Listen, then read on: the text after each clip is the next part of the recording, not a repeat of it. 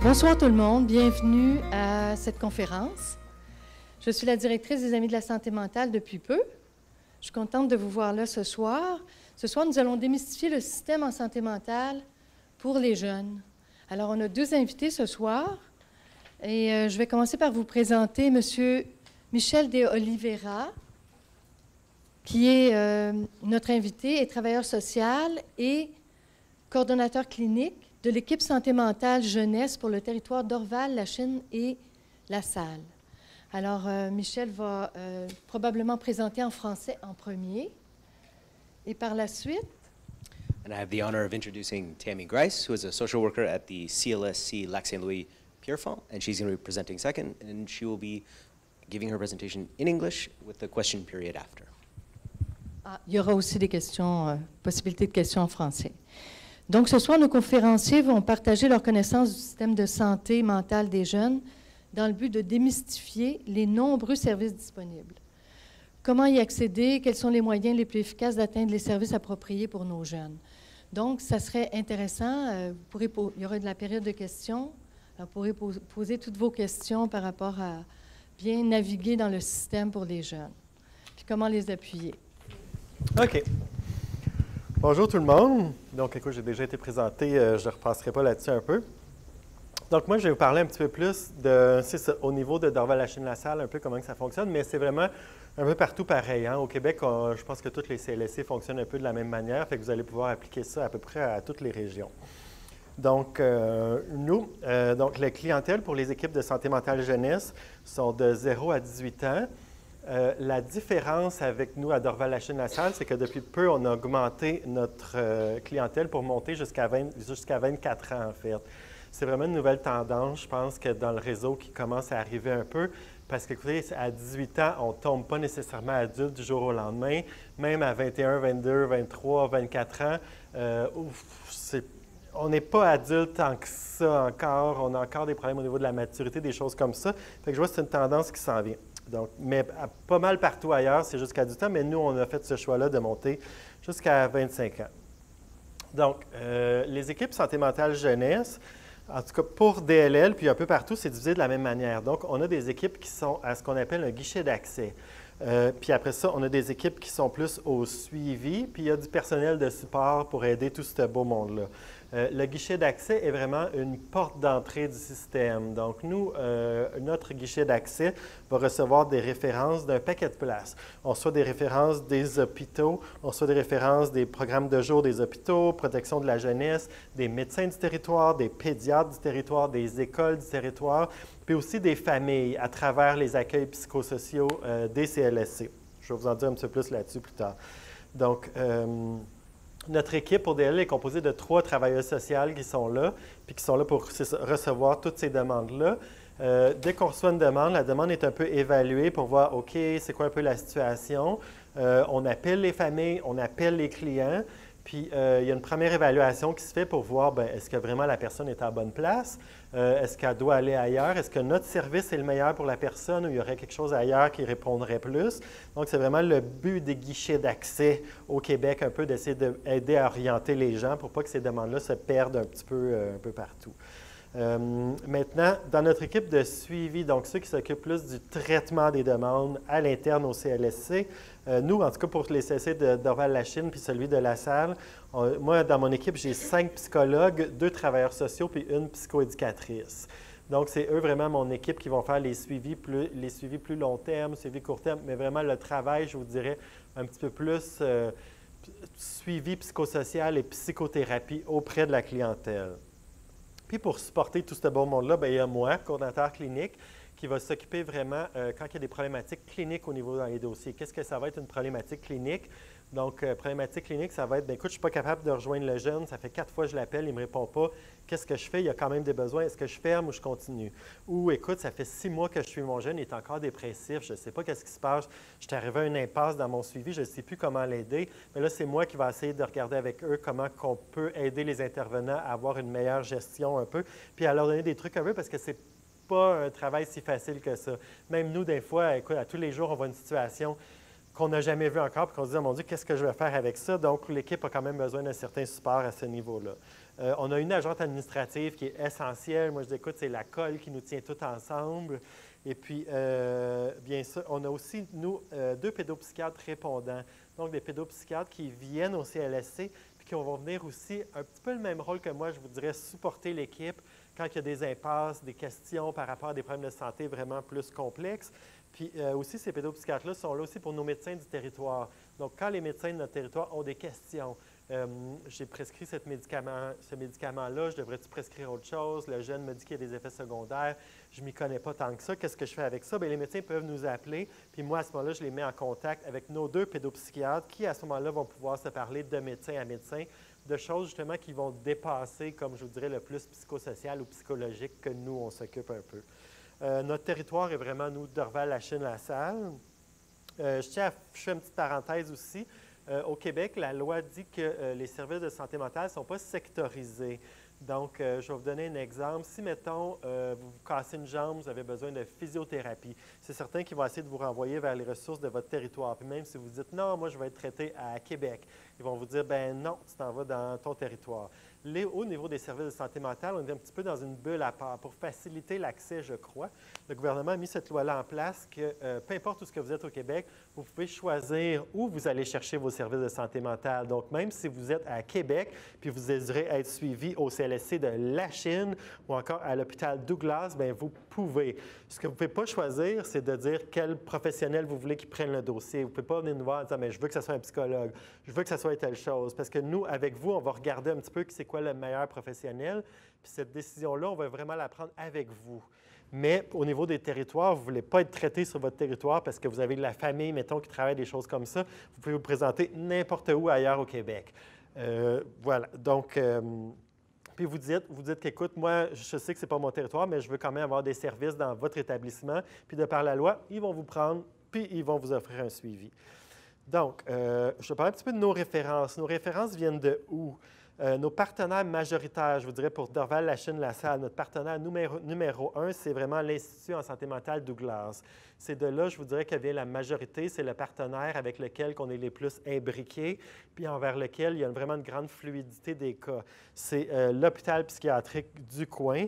Donc, c'est vraiment avec eux. Ils ont un solide département de pédopsychiatrie aussi, donc ce n'est pas seulement de la psychiatrie adulte. Donc, nous, on a vraiment des liens quand même assez serrés avec eux. Aussi avec l'hôpital Montréal pour enfants, aussi qu'on va recevoir certaines demandes. Puis je pense qu'à cause que Dorval-Lachine-LaSalle a quand même aussi une bonne population francophone, on a aussi certains contacts avec l'hôpital Sainte-Justine. Fait que c'est à peu près ça, parce qu'ailleurs, à Montréal, je vous dirais, les soins pour les enfants en psychiatrie, il n'y en a pas de temps. Hein? C'est vraiment les 2 gros pôles, c'est Hôpital Montréal pour enfants et Sainte-Justine. Dans les autres, comme Douglas ou Albert-Prévost, ailleurs, souvent, c'est des unités qui sont séparées, donc on a moins de contacts. Mais Douglas, c'est un peu une exception parce que, je vous dirais, c'est un peu nos cousins. Là. On est tellement proches qu'on a appris à se côtoyer et à travailler ensemble. Alors, c'est aussi des références des programmes de jour, l'Institut Hôpital Général Juif ou encore l'Institut en santé mentale Douglas, le programme Lyle. Qu'est-ce que c'est un programme de jour au fait? Je vais vous donner un exemple. Un jeune qui va être tellement anxieux en public qu'il ne pourra plus se présenter à l'école. Donc, il y a une brisure au niveau du parcours scolaire. Je vais parler du programme que je connais, le programme du Douglas, qui est le programme Lyle, qui, eux, bien, c'est ça, les jeunes vont pouvoir, il va y avoir des professeurs de la commission scolaire qui sont là-bas, qui vont donner une partie du curriculum scolaire, mais en même temps, dans la journée, il y a des activités psychothérapeutiques avec le jeune et sa famille. Fait que c'est vraiment d'essayer de créer un environnement où ce que le jeune va pouvoir recevoir des services, mais va pouvoir aussi continuer son parcours scolaire pour pas que le problème de santé mentale devienne vraiment une cassure dans son parcours scolaire puis qu'il perde du temps. Parce qu'on le sait, le fait d'être à jour dans son parcours scolaire, d'avoir un diplôme d'études secondaires, de réussir à l'école, c'est un facteur de protection important en santé mentale. Donc, on essaie beaucoup de miser là-dessus. On reçoit aussi beaucoup de références de la protection de la jeunesse, donc des centres jeunesse de Montréal et des centres de la famille Batcha, eux aussi qui sont nos partenaires, donc on travaille assez proche. Médecins et pédiatres de la région et même de l'extérieur qui vont parfois nous faire des références. Les écoles du territoire aussi. Dans toutes les écoles du territoire, il y a ce qu'on appelle des PNE, le professionnel non enseignant, qui, eux, bon, ça va varier. Des écoles qui ont des psychologues, des psychoéducateurs, des techniciens en éducation spécialisée, des infirmiers, vers qui les jeunes peuvent aller demander des services, puis eux peuvent nous référer directement à nous, notre équipe. Puis avec eux, on essaie quand même aussi d'avoir des relations très, très proches, vu que c'est quand même aussi nos partenaires. Je veux dire, on s'occupe de la même clientèle. Mes jeunes, c'est les jeunes qui sont dans les écoles, donc on essaie que ça soit quand même fluide. Donc, le jeune aussi peut s'adresser à l'école, parler à qui que ce soit, puis dire « j'aimerais ça avoir des services, qu'est-ce que je fais? » Puis la personne à l'école va être capable de rediriger vers nous. Et nous, parfois, on va avoir des jeunes qui ont des difficultés à l'école. On va être capable de faire un pont avec l'établissement scolaire pour dire « écoute, moi, j'ai ce jeune-là en suivi, il est très anxieux, il a de la misère à aller à l'école. C'est-tu possible de parler avec la psychologue de l'école pour mettre un plan en place? Parce que comme ça, moi, je vais le pousser à aller à l'école, puis je vais avoir quelqu'un à l'école aussi qui va tirer un peu de son côté. » Fait qu'on essaye parfois de faire des liens comme ça.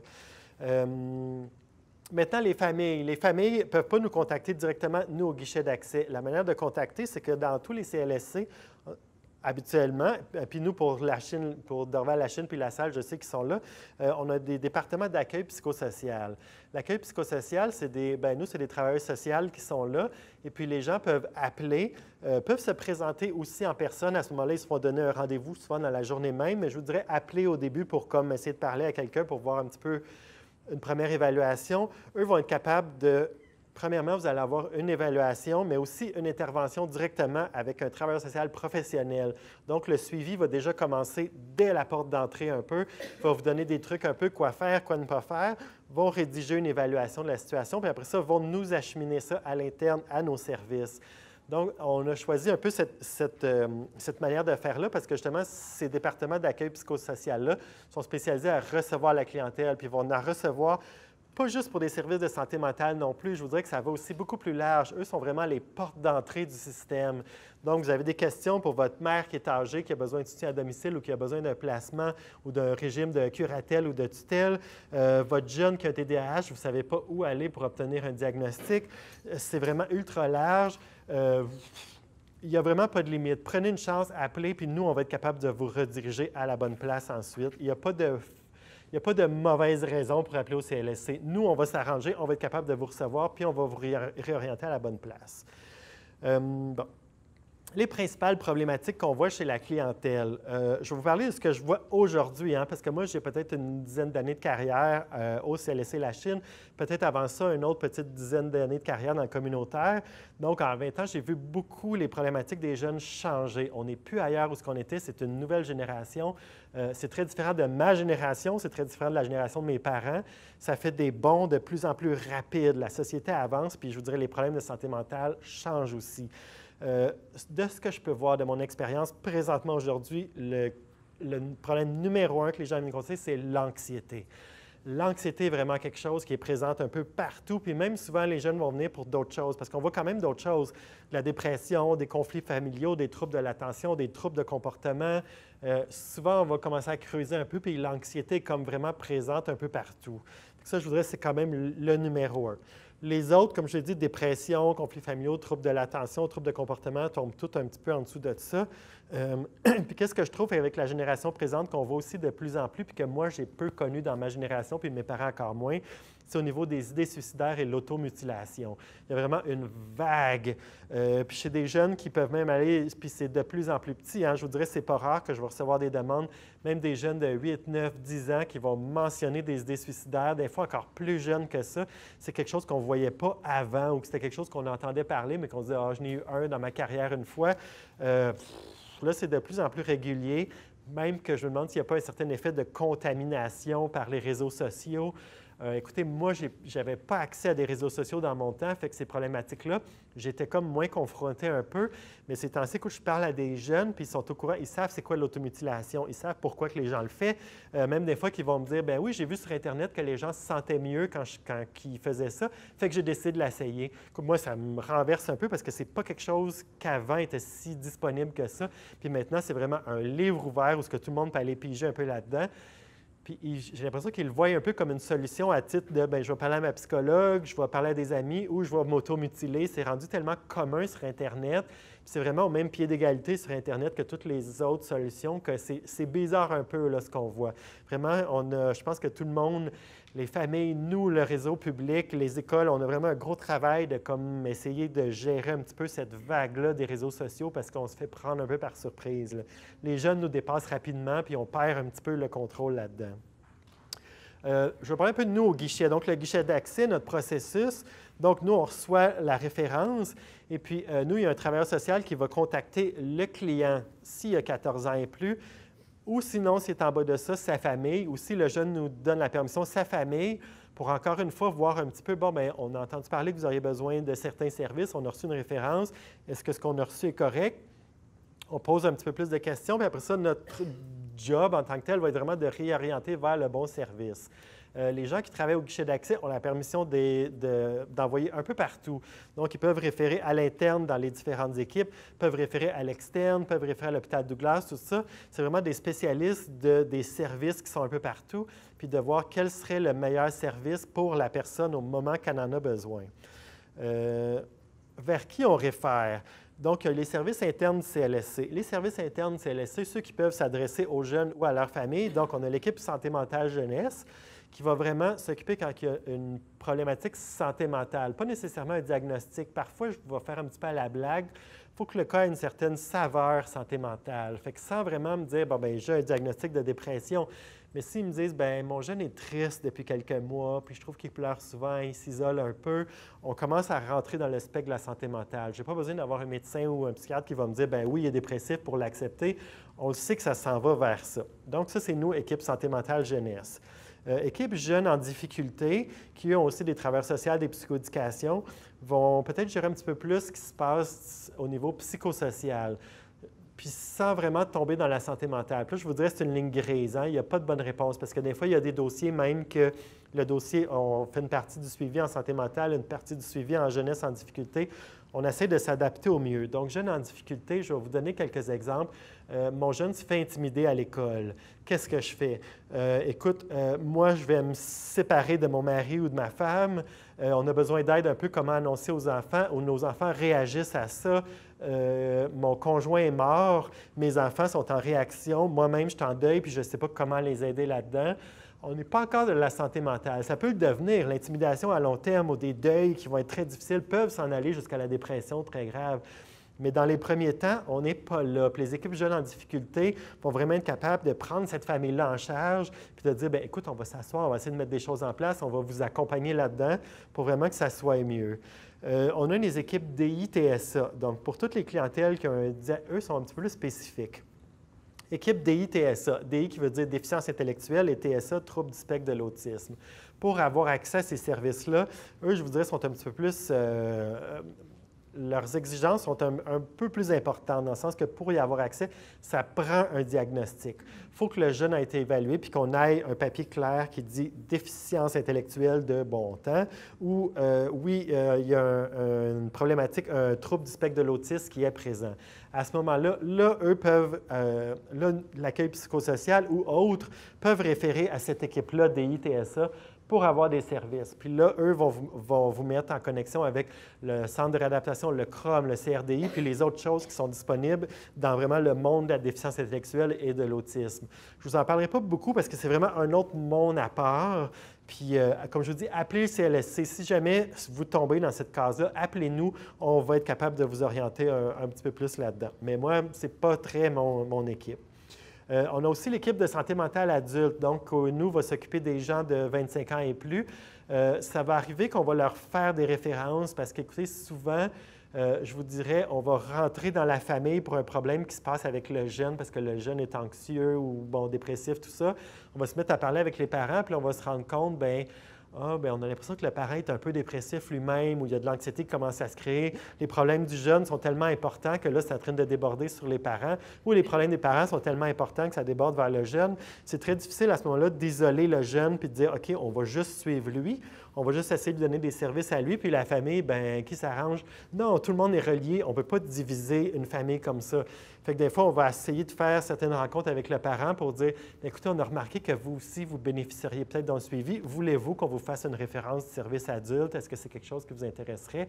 Puis à ce moment-là, l'adulte aussi peut être pris dans son espace à lui, qui ne va pas venir non plus prendre la place de l'espace du jeune. Fait qu'on essaie de vraiment que tout le monde ait sa place complète pour avoir les meilleurs services pour chaque personne. Au niveau des équipes de santé mentale adulte, je vais faire un bref aperçu parce qu'on n'est pas là pour parler de ça, mais c'est exactement à peu près les mêmes portes d'entrée. Donc, les médecins, les hôpitaux, l'accueil psychosocial, la même chose. Ça, c'est vraiment pour les services à l'interne vers qui nous, le guichet d'accès, on peut référer nos clients.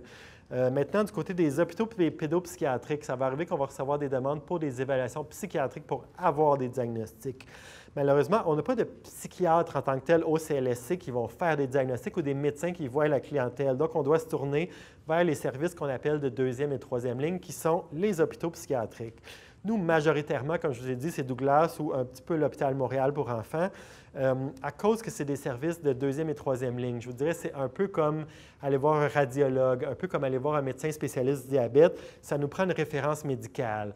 Là, ça complexifie un peu l'affaire dans le sens que faut que le jeune ait une attache médicale quelque part, un médecin ou un pédiatre, puis que ce médecin ou ce pédiatre-là nous envoie une référence pour avoir une demande d'évaluation psychiatrique. Encore là, ce n'est pas toujours facile, mais si vous trouvez ça complexe, votre jeune n'a pas de médecin, vous avez des questions, je reviens toujours à ça, appelez notre accueil psychosocial, appelez au CLSC, dites « J'ai besoin d'un diagnostic, l'école, mettons, me demande ça, mon jeune n'a pas de médecin, qu'est-ce que je fais, à quelle porte que je cogne? » Puis nous, on va essayer de vous accompagner là-dedans, même si des fois c'est difficile, mais on va essayer de faire de notre mieux. Donc, nous, à ce moment-là, ça nous donne, ce papier-là nous donne comme la permission puis l'opportunité de référer vers ces services-là. Fait qu'on va quand même vous rencontrer. On va quand même faire un peu une évaluation pour voir un petit peu, bon, qu'est-ce qui serait le meilleur. Oui, ce serait vraiment des services de deuxième, troisième ligne. Oh oui, le problème est tellement important qu'on va s'en aller vers des services plus spécialisés. À ce moment-là, nous, avec le papier du médecin puis avec vos informations, allons faire la référence vers ces hôpitaux-là. Qu'est-ce que les hôpitaux offrent un peu? Bien, évaluation psychiatrique, c'est certain, suivi avec pédopsychiatre ou psychiatre. Ils ont des cliniques spécialisées. Je vais aller très rapidement, puis il y en a que je vais oublier, c'est certain, mais comme au Douglas, il y a une clinique spécialisée pour l'anxiété, une clinique spécialisée pour le TDAH. Donc, il y a quand même beaucoup de services à l'interne. Les services aussi changent rapidement. Puis je vous dirais que ce n'est pas tant au client de penser un petit peu vers quoi je dois aller. C'est vraiment à nous d'être capable de prendre cette demande-là puis de voir quel est le meilleur service puis de vous enligner là-dedans. Donc, si vous trouvez que c'est un peu compliqué, c'est normal, faites-vous-en pas, on va vous accompagner là-dedans. L'autre place où ce que nous, on peut faire des références, c'est aussi les organismes communautaires, comme justement Parents et Amis de la santé mentale. Nous, sur notre terrain, on a Boys and Girls Club qui est quand même actif. Il y a AMCAL dans l'ouest de l'île qui est quand même actif. Donc, c'est quand même des partenaires intéressants qui ne font pas partie du réseau public de la santé des services sociaux, mais quand même, les organismes communautaire au Québec, puis pour avoir commencé ma carrière dans le communautaire, c'est vraiment, je vous dirais, un allié de taille. C'est vraiment eux qui sont très proches de nos patients et de leurs familles. C'est eux qui sont là pour aider à vous supporter à travers tout ça. Quand que nous, mettons, nous, on a des mandats qui sont quand même dictés, qui sont quand même assez serrés, puis c'est normal, on essaie de se spécialiser pour donner les meilleurs services possibles. L'organisme communautaire va être là avec une vision plus générale pour vous entourer un peu là-dedans, puis vous donner le support que parfois, nous, écoute, ça fait plus partie de notre service, fait qu'on va aller de ce côté-là. Eux vont être là vraiment pour vous suivre tout le long. Puis ces organismes communautaires-là ont ici une expertise qui est importante dans le réseau, donc on essaye d'avoir le plus de communication avec eux, puis on va être capable de vous référer aussi. Puis eux-mêmes vont parfois nous référer des clients, donc on essaie d'avoir la meilleure collaboration possible avec nos partenaires communautaires. Je fais une petite parenthèse justement au niveau pour le CLSC d'Orval-Lachine, CLSC La Salle. On est tous des professionnels qui sont membres d'ordre professionnel, donc on travaille selon ce qu'on appelle les meilleures pratiques. Donc, quand on fait quelque chose auprès de la clientèle, c'est parce qu'il y a eu plusieurs recherches qui ont été faites pour nous dire que c'est la meilleure approche possible, puis on est en constante amélioration. Donc, justement, on travaille avec des équipes de chercheurs pour vraiment avoir la meilleure optique, puis de voir le patient comme un partenaire. En anglais, on parle de patient-oriented, c'est vraiment orienté vers le patient. Le patient est la clé pour son rétablissement. Donc, nous, il faut vraiment laisser le maximum de place aux clients, puis toutes les recherches de plus en plus tendent à démontrer ça. Donc, nous, c'est ça, on est vraiment proche des chercheurs puis de tout ce qui se passe. On essaie beaucoup d'innover avec des nouvelles méthodes qu'on appelle de reaching out, c'est-à-dire d'aller chercher de la clientèle. Parce que les études commencent à nous montrer qu'au niveau de la clientèle des 0-25 ans, il y aurait, j'ai de la misère à traduire cette expression-là, un unmet gap. Fait que dans le fond, une partie de la clientèle qui n'est pas rejointe par les services. Cette clientèle-là serait à peu près un 20 des jeunes de toute la clientèle qui aurait besoin de services de santé mentale entre 0 à 25 ans. Il y a un 20 de cette partie-là qu'on n'est pas capable d'aller chercher, qui ne vient pas à nos services, qu'on n'est pas capable d'aller les chercher, puis de les ramener, puis de leur donner des services. Donc, on travaille justement présentement sur certains projets de recherche pour voir comment on peut aller chercher ce 20 %-là, comment on peut être plus présent. Qu'est-ce qu'il faut faire? Est-ce que ça passe par les nouvelles technologies? Est-ce que ça passe par être présent dans les écoles? Donc, on est vraiment en train de scruter ça à la loupe, je vous dirais, pour voir un peu comment on va aller chercher cette population-là qui a besoin des services, qui sont souvent les oubliés un peu du système. Donc, surveillez un petit peu le futur. On va avoir des choses qui vont peut-être s'annoncer dans les semaines ou les années à venir, parce que vraiment, comme je vous dis, on est en constante amélioration.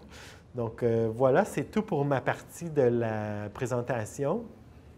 C'est un petit peu beaucoup, hein? Fait que là, vous pouvez décanter puis posez-moi vos questions. Je vais essayer de répondre du mieux que je peux. J'aimerais savoir, une personne vous approche, c'est quoi le temps d'attente pour avoir accès soit à un psychologue ou un travailleur social? Oui, malheureusement, moi, je ne suis pas au courant des temps d'attente tant que ça. Moi, ce que je vous dirais, c'est qu'on ne laisse personne tomber entre les cracks. Fait que si vous avez des questions par rapport au temps d'attente, par rapport à, bon, bien, écoute, la situation de mon jeune a dégradé, tout ça, appelez-nous. Ça vaut vraiment la peine. Puis nous, les intervenants du guichet vont vous rappeler pour peut-être prendre des nouvelles informations parce que je me dis, parce que c'est certain, quand on va vous rencontrer la première fois, on va évaluer un peu la situation, puis on va vous communiquer cette information-là. Mais si vous avez des questions par rapport à ça, n'hésitez pas à nous rappeler pour nous poser les questions. Parce que nous, à ce moment-là, on peut dépasser juste cette question-là de temps d'attente pour dire « OK, parfait, bon, oui, écoute, ça peut ressembler à ça, mais pourquoi vous nous appelez présentement? Est-ce que ça l'a changé? » Puis la plupart du temps, ce qui va arriver, c'est que là, le parent va nous dire « Oui, écoute, on trouve qu'il y a telle chose. » Puis nous, à ce moment-là, on va être capable de rattraper, de dire « Bien, écoutez, peut-être qu'on peut mettre ça en place, bien, peut-être qu'on peut vous rencontrer, venez nous voir. » Donc, je vous dirais, je n'ai pas vraiment de réponse à cette question-là. Appelez-nous. Chaque cas est différent. Puis plus que vous nous parlez, mieux que je vous dirais justement cette alliance-là entre nous et les clients va se faire. Fait que, comme je dis, c'est difficile à répondre, mais je vous répondrai avec un conseil. Appelez-nous, puis nous, on va être capable à ce moment-là de vous donner la réponse puis de vous accompagner là-dedans. On est comme dépourvus, finalement. Il faut aller en privé. Mais en privé, c'est tellement dispendieux que tu vas peut-être avoir 4 traitements. Mais c'est exactement ça. Nous, c'est pour l'anxiété qu'on va aller chercher de l'aide pour notre jeune. Oui. Fait que finalement, c'est comme si on a 0 service. 2 ans, c'est trop tard, 2 ans. Il est en secondaire 4, il finit secondaire 4, il veut peut-être un peu lâcher l'école. Il a vraiment besoin de quelque chose. Finalement, je me rends compte qu'on n'a aucune aide. On a passé par là, on est allé au CLSC, on nous a rappelé tout ça. Donc, c'est un peu décourageant comme parent. Oui, puis ça, je peux comprendre. Hein. C'est très difficile quand on se retrouve dans ce genre de situation-là. Puis souvent, on se sent isolé, puis de ce genre de réponse-là, ça peut être encore plus isolant pour le parent. Mais comme je vous dis, au niveau des temps d'attente, je n'ai pas vraiment de réponse à vous donner. Puis comme je vous dis, chaque cas, chaque site est différent. Mais de ce que je peux savoir, en tout cas, c'est qu'on essaie quand même de faire de notre mieux. Fait que n'hésitez pas à nous rappeler. Puis écoutez, allez chercher du côté du communautaire des ressources. Comme souvent, je dis aux parents, quand que vous vous sentez désemparé un peu par rapport à une situation, la clé, c'est de ne pas rester tout seul avec ça. Parce que souvent, je trouve que le parent, tout va reposer sur son dos. C'est une lourde responsabilité quand tu as un enfant écoute, il n'y a pas de manuel là, quand on met un enfant au monde, puis l'enfant, en plus, développe un problème de santé mentale, puis là, on se retrouve devant ça, on cogne à plusieurs portes, puis on n'a pas les réponses qu'on attend, c'est lourd. Fait que partagez cette responsabilité-là avec les gens.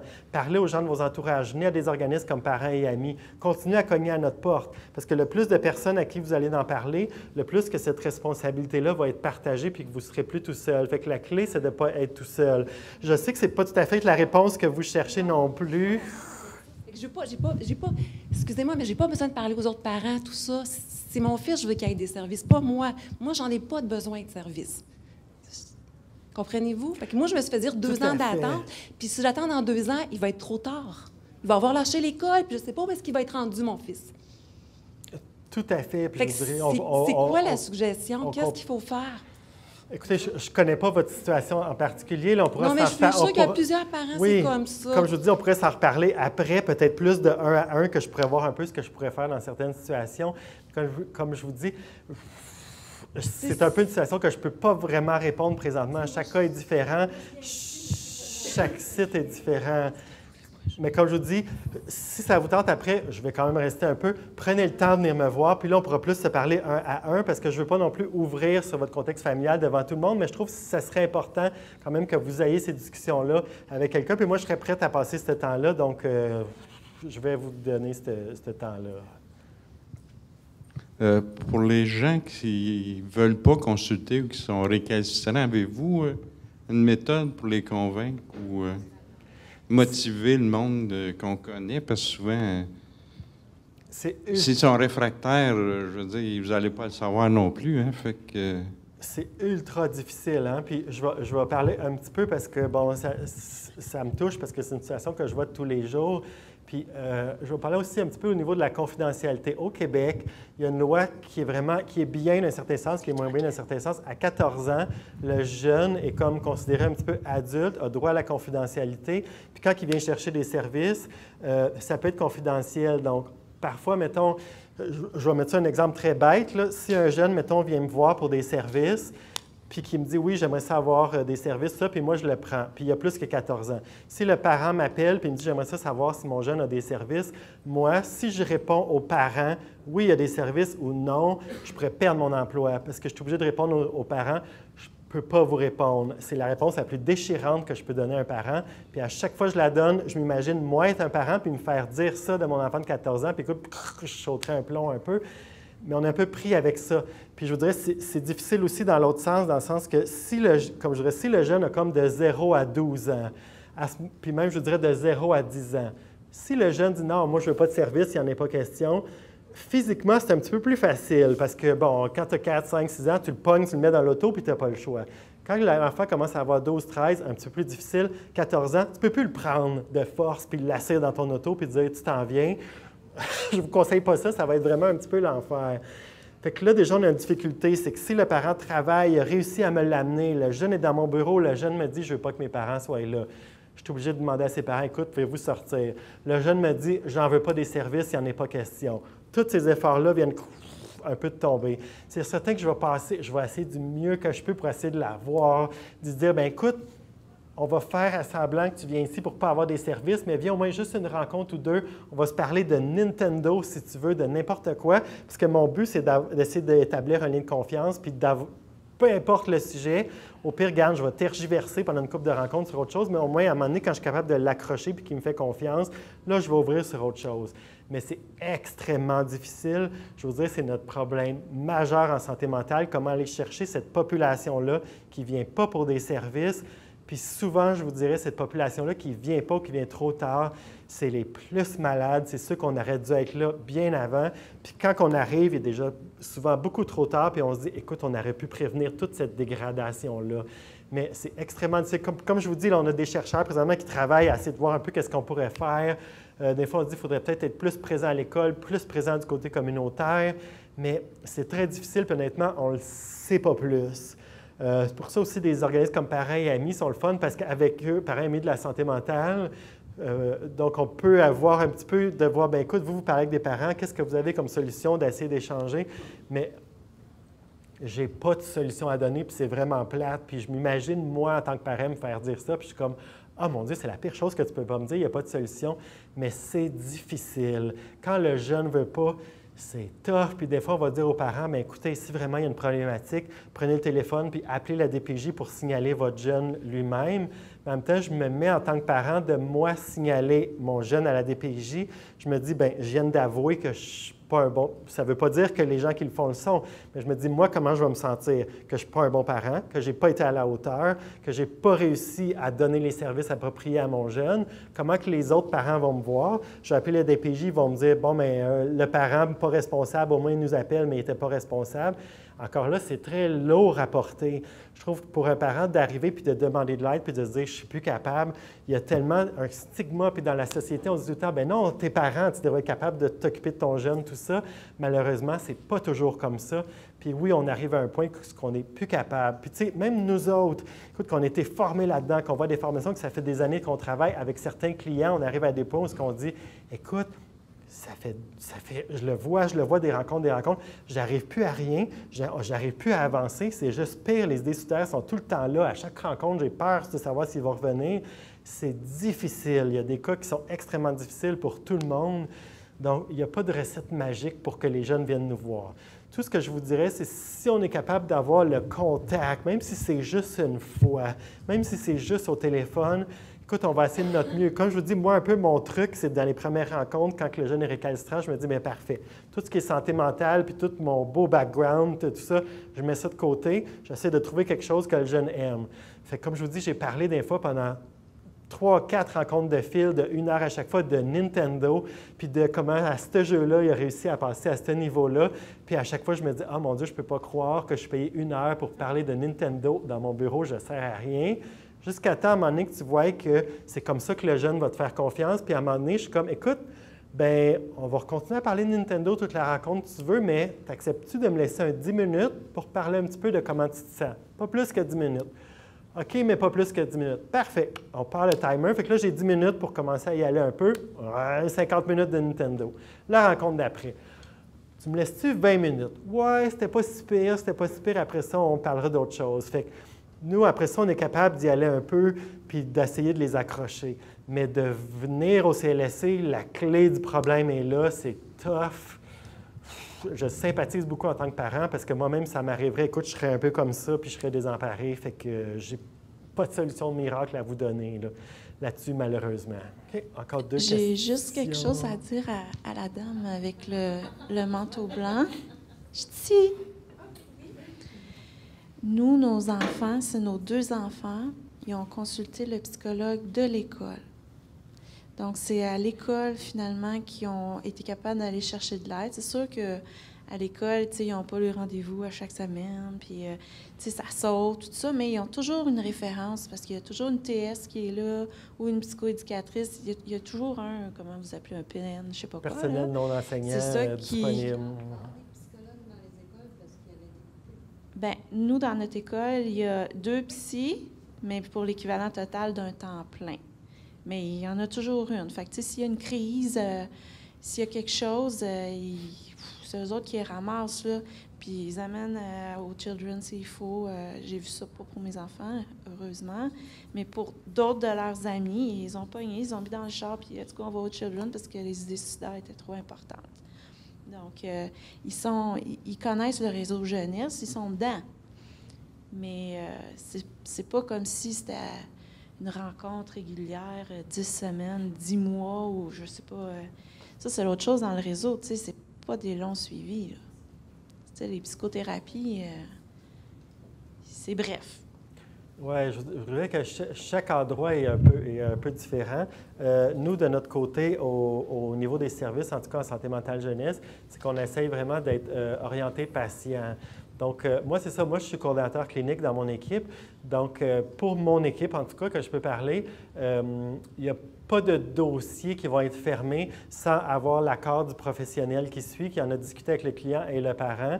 Je veux dire, moi, je n'ai pas de pression de mon établissement comme quoi de fermer des dossiers. Je ne suis pas partout au Québec, mais de mon établissement, c'est ce que je peux amener. Mais écoutez, moi, je parle pour ma paroisse. Ailleurs, je ne sais pas trop, mais on essaie quand même de donner le meilleur possible. Puis, étant donné que chaque professionnel est quand même membre d'un ordre professionnel, bien, on a quand même, encore plus que les règles de l'établissement, nous, notre grand boss, je vous dirais numéro 1, c'est notre ordre professionnel. Puis chaque ordre professionnel a des codes de déontologie qu'ils donnent à leurs clients. Puis on ne peut pas, si un client est suivi par nous, on ne peut pas le laisser en parenthèse dans la merde, c'est-à-dire ne pas retourner ses appels rapidement ou en tout cas ne pas donner des services appropriés. Fait que les ordres professionnels, je vous dirais, si vous avez des insatisfactions avec un professionnel, discutez-en avec la personne, justement ce professionnel-là. Mais si vraiment il commence à avoir des difficultés, puis que là, vous avez contacté votre établissement, puis il y a d'autres difficultés, bien, comme je dirais, le boss ultime de ce professionnel-là, c'est les ordres professionnels. Fait que n'hésitez pas à contacter les ordres professionnels à ce moment-là. Des fois, même pour poser des questions. Écoute, je trouve que mon professionnel a fait telle chose. C'est-tu correct? C'est-tu pas correct? Eux sont là vraiment pour superviser le travail de tout ce qui est psychologue, psychoéducateur, travailleur social. Vous pouvez googler pour les ordres professionnels, ils vont tous vous les sortir. Donc, vous pouvez vous en servir parce qu'en tant que client, je veux dire, la mission des ordres professionnels est la protection du public. Si vous sentez que vos droits sont lésés ou que vous n'êtes pas protégé, bien, allez cogner à cette porte-là. On travaille dans une école secondaire, puis dans les cas comme toi puis ton fils, on suggère aux parents d'appeler au CLSC à chaque jour. Comme vraiment d'être tannant, mais les appeler à chaque jour, juste pour voir like, si tu as if you got further ahead. Ouais. Ouais. Puis faire un signalement, oui, mais dans la réalité, le cas, comme s'il habite à la maison avec toi, il nourrit, il t'habille, comme ils vont pas retenir le cas. C'est comme, ouais. Alors, on comprend ta frustration. Ouais. Ouais. Merci pour toutes les questions. On va aller présenter la présentation de Tammy Grace. Merci. My name is Tammy Grace, and I am a social worker at the Guichet at the CLSC, Lac-Saint-Louis, and Pierrefonds. So I am part of the CIUS de l'Ouest de l'Île, but at Lac-Saint-Louis and Pierrefonds. So I know Michelle shared a lot of great information. I don't want to repeat the same things, so I'll just go through it. There's some things that are a little bit different. So we are part of the Lac-Saint-Louis and Pierrefonds CLSCs, but our youth mental health team is located on St. Charles. So for those of you who don't know, we're on St. Charles. It can be a bit confusing sometimes, but we are one lonely team there. Our clientele goes up until the age of, I'd say, 0 to 18 years of age. And like Michelle was saying, so on our mental health team, we have at the Guichet, we have myself and my colleague who is a full-time social worker. And we have another colleague who's a social worker at the Guichet who is 3 days. So there's 3 social workers. We also have an amazing administrative assistant who keeps us flowing. And then we have our psychologists. We have 4. We have 1 art therapist, and we have 2 psychoeducators. We are also very lucky to have a doctor with us, a general practitioner. He is with us 1 day a week. He works as well at the Clinique des Jeunes at the CLSC Lac-Saint-Louis. He has a specialty in youth mental health and addictions. We as well also have a psychiatrist consultant from the Montreal Children's Hospital. So he is with us once a week, I'd say for about 3 hours. So he provides support to our team. We discuss different cases, challenging cases. Like Michelle was saying, he can also communicate with other professionals from other teams, from doctors in the community. So he's a really great support for us. I'm going to go through the territories just for, as well for the people at home. So we cover Pointe Claire, Beaconsfield, Kirkland, Bay d'Urfé, Saint-Anne-de-Bellevue, Senneville, Pierrefonds, Roxborough, Sainte-Geneviève, Île-Bizarre, and Dollard-des-Ormeaux. So I'm hoping I didn't forget any territory. So it's a little more than Michelle. An exception that I'd like to mention is we do have youth who go to school on our territory who may not live in our territory.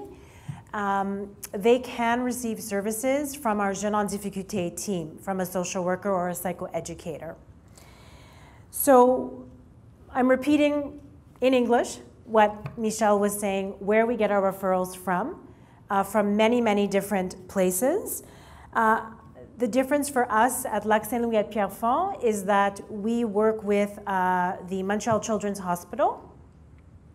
And So we receive referrals from the Children's Hospital, either from the ER, as well from youth who have been evaluated in their outpatient psychiatry team. We receive referrals back from them.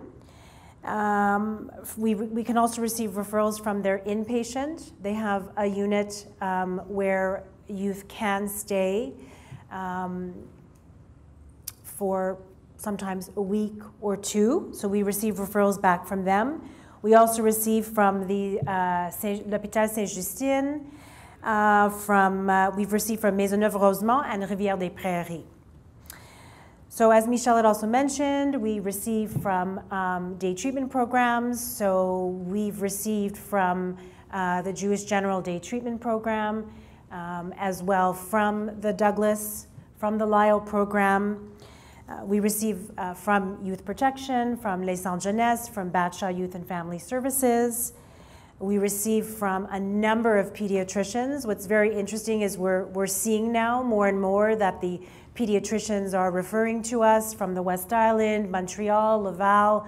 So we get a lot from the pediatricians and from family doctors, as well from the schools.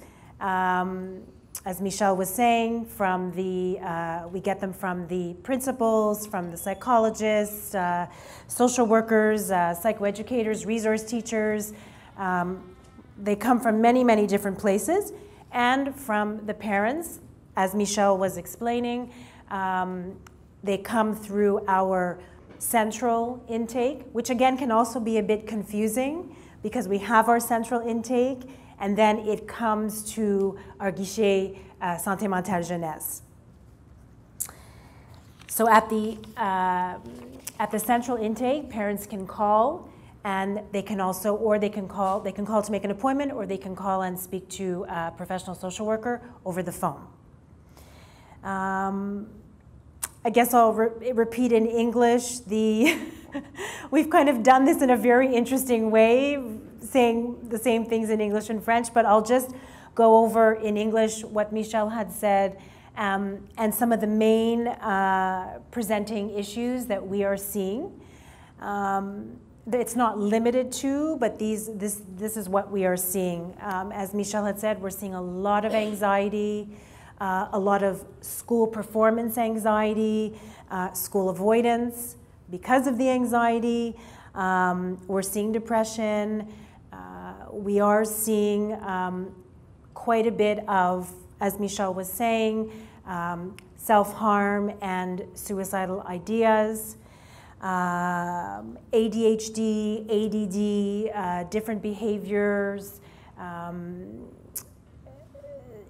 severe opposition, defiance. We're seeing kids and youth who can become aggressive, either verbally or physically, at home or at school. What we're also, difficult peer relations, as Michelle was saying, families who are going through very difficult circumstances, separation, divorce. We're also seeing youth who are coming, which we are tending to see more and more on our territory, youth and families immigrating from other countries. And we're seeing a lot of stress related to that, financial issues, even some, what we'd say PTSD, post-traumatic stress disorder, by the families and the youth. So we're seeing quite a bit of that. And basically, again, I keep saying, as Michelle said, because I'm just repeating mostly the same thing, that when we get the referrals, they come to us at the guichet, and we will contact the families, the parents, 14 and over. We will contact them. What I find often happens, though, is that the parents will call us back. I've had conversations, 14 and over, parents have been in the car with them. We've had discussions like that. Or they've been beside their parents and kind of talking in the background. So that's how we proceed. And we will do our evaluation, get a sense of what they need, what they're looking for. Sometimes it doesn't match with what we get as the referral, so we'll take the time to break that apart and see where we can orient them, where are the best services. So we take that time. And what I do and what my colleagues always do at the guichet is we will always leave our number. We all have our own extension numbers, so we will always leave our extension numbers. And we also, at Lac Saint-Louis and Pierrefonds, at St. Charles where we work, we have a guichet extension. So once we've spoken to parents, once we've spoken to an adolescent, we will invite them and say, look, you can call us at our extension. If you can't reach us, my colleagues are here, and you can reach them, you can reach us at our extension number. So we always leave that open. And what I find interesting is that, you know, I like when a parent feels that they can call us back, and that we can, you know, maybe the situation has changed, and we always, you know, I say, look, let's just step by step and see what we can do today. I think what's really, really important, again, Michelle was saying, is how we can work together. I always like to check who the most important person is outside of the family, in the child's life, in the adolescent's life, whether it's someone at school, whether it's someone at a youth center, someone in the community. It's always very important for me to get that sense as to who are the important people in the child's life, in the adolescent's life. And we try and work together with those partners to best service the family and the child and adolescent. So I will repeat again that where we refer, so we have our mental health team on St. Charles. We have our Jeunes en Difficulté team, where we have social workers. They're part of the CLSC. They work in the schools, in some of the schools. So we have social workers and psychoeducators and nurses. We have our Jeunes en Difficulté, so 0 to 5. We call that périnatalité. So 0 to 5, where we have social workers and psychoeducators.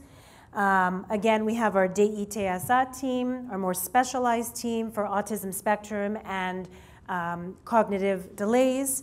And we have our mental health, adult mental health team. So for us, Lac Saint-Louis and Pierrefonds, we can refer at 17 and a half. So they deal with, at our CLSCs, they deal with the 17 and a half, 18 to 25, which is a little different than Dorval, Lachine, LaSalle. We can also refer to, we get referrals, again, as Michelle was saying, for psychiatric assessments. So we mostly refer to the Montreal Children's Hospital. We do need a doctor's referral. Sometimes parents or people we speak to are not sure about that, but you do need a doctor's referral for a psychiatric assessment. The Montreal Children's Hospital, they have an ADHD clinic, and they have their outpatient West Island team. So we can refer, we work with one intake psychologist, and so he receives all our incoming requests and then figures out what's the best place in the hospital for the assessment. We can refer also to day treatment programs, Jewish General Day Treatment Program. Sometimes we refer to the Douglas programs. And again, which was so important that Michelle was saying, is we try and work really hard with our community partners. So we will refer sometimes parents to AMCAL. There's Foster. We have a great resource, Cloverdale Multi-Resources, women's shelters, and Friends for Mental Health. They've provided some amazing services to some of our families, so we're very, very happy about that. And I just wanted to add that some upcoming developments on our youth mental health team is we're trying to look at more at groups. So we have, in the process, we have our psychoeducators who are looking at who are in the process of planning an anger management group for 8 to 12-year-olds. And we have 2 of our psychologists who are looking at an anxiety group, probably about 14 to 17. And we're also looking at those of us at the Guichet, social workers, being part of those groups and looking at perhaps a parent component to support the parents. So I know I presented really quickly because Michelle did such a great job. And now I guess I would open it up for questions. I know you had a lot of questions. Michelle did a great job in answering them. I don't know if anyone has any questions. J'aimerais ça que vous me disiez, quand vous avez une référence avec un psychiatre, mettons la référence, le jeune arrive suicidaire puis il est vu par le psychiatre à l'urgence. Là, il retourne chez lui. Là, il peut communiquer avec vous. Vous le voyez pour la psychothérapie, parce qu'à l'hôpital, ils n'ont pas de psychothérapie. Donc, quand il a besoin de voir le psychiatre, il est toujours obligé de retourner à l'hôpital.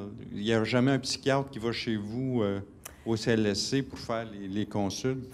Je trouve que c'est traumatisant pour le monde d'avoir à se ramasser à l'hôpital, mettons que pour un suivi là, sur... Normalement, c'est un peu sérieux. Là. Un an sans médication, c'est pas rare des fois. Là, puis, il me semble qu'il y a un gros manque là, dans la disponibilité là, de la santé mentale. Vu qu'on en parle, c'est pas juste des trucs de psychosocial. C'est sûr qu'il y a aussi les autres troubles d'addiction, mais c'est encore d'autres spécialistes. Fait que toujours, les spécialistes sont dans leur coin, puis le monde gravite alentour. Il me semble que des fois, la petite coche de référence, c'est bon, mais c'est encore un taxi ou trouve-toi un livre pour te rendre encore à l'autre place. Je ne sais pas si à un moment donné, ça va venir aussi dans le fonctionnement. Là, pas juste... C'est une bonne question. Qu'est-ce que je peux vous répondre? C'est que on travaille avec l'hôpital. Alors, qu'est-ce que moi je vois? Que si un jeune est vu à l'hôpital à l'urgence, puis il y a des médicaments prescrits, par exemple, par la pédopsychiatre à l'urgence, qu'ils vont essayer de se mettre en contact avec leur médecin de famille. Ce n'est pas tous les médecins, ce n'est pas tous les pédiatres qui peuvent faire, qui veulent faire les médicaments ou qui sont à cause de la santé mentale. Mais j'ai vu l'hôpital, le pédopsychiatre qui essaie de voir avec le médecin de famille ou le pédiatre. Quand ce n'est pas possible, c'est sûr qu'il faut retourner à l'hôpital, dans leur équipe de pédopsychiatrie, oui. Est-ce que ça répond à votre question? Oui? Once we get a hold of the guichet, like I'm calling from like a school perspective here. How long is the wait for our kids to see somebody? I mean, yes, we do have a social worker on our team, which helps, but when I'm making a phone call that I know that a kid's in distress and the parent has also made the same phone call, how long is it going to take for this kid to be able to see somebody? We're lucky in the fact that we're part of an English board, so we do have a psychologist at the school, but she's only there 2 days a week. So those other days, we are usually picking up the pieces. We need to know if we make a referral or we call the guichet, how long is it going to take for somebody to be able to pick that child up and be able to see that child on a regular basis? The best that I can say to you is you call us, because when you call us at the guichet, if you're going to speak to me, for example, we're going to discuss the situation, and it really is case by case, right? So the best that I can say is call us, we will talk about it, we will try and figure it out. It's not easy, I know, but that's the best answer I can give you. You call us. I think we're going to become best friends. I'm Lori. Okay. You know, we try really, really hard to, I mean, I know people, you know, it's hard when you're calling us, but we'll do the best we can to help, to look at other options in the interim, but call us. Where it's one of the biggest, you know, years of their lives, mentally, everything, academically, and they're falling. And we have a very high suicide rate. We have a very high, you know, self-harm rate. We have a very, like, dropout rate is very high also. Something's got to give here. So we will become best friends. But like I said, the best I can tell you is call. We get calls all the time because we work with Marguerite Bourgeois School Board and Lester B School Board. And we are talking often with, in the Marguerite Bourgeois, with les psychoéducatrices, resource teachers, and Lester B. I just spoke to a psychologist today. We speak with all the professionals. So I can tell you, they call us. Sorry, really quickly, and I just want to say that we understand that it's not you guys, you know, at all. You're burning out too. You guys are overworked and all that. So it's a frustrating. I think it's just frustrating in terms of the system, and there's just not enough people and not enough funding that's gone into strengthening the system and enlarging it so that there aren't 2-year waiting lists, essentially, you know, so that kids can have the quick access and we don't lose them. So we understand it's. You know, no, I know. It's okay. So. We have a question online. What do you do when a youth is refusing treatment or to do their follow-ups, regular follow-ups, if they're 14 plus? Well, the first thing that I usually do is I will take the time with the parent to see what's happening and what they can do. As Michelle was saying, we can try our best. We can speak to the adolescent. We can meet with the adolescent. If really there's a situation where someone who is 14 and over is not wanting to follow through, I'll try and work with the parent to see what support they can get for him or herself. And if really the youth is in danger, like Michelle was saying, it's not ideal, but sometimes I've had parents who have had to call Les Centres Jeunesse or Batcha Youth and Family Services. It's not ideal. It's really the last resort, but the parents should know that they can always get support for themselves to try and navigate this very difficult situation. Sometimes parents maybe feel that they can't get the support, but there are many, many parents who we talk to and we meet who are in that situation. I hope that answers the question. Thank you. Thanks all of you for participating tonight and all those online. Have a good night.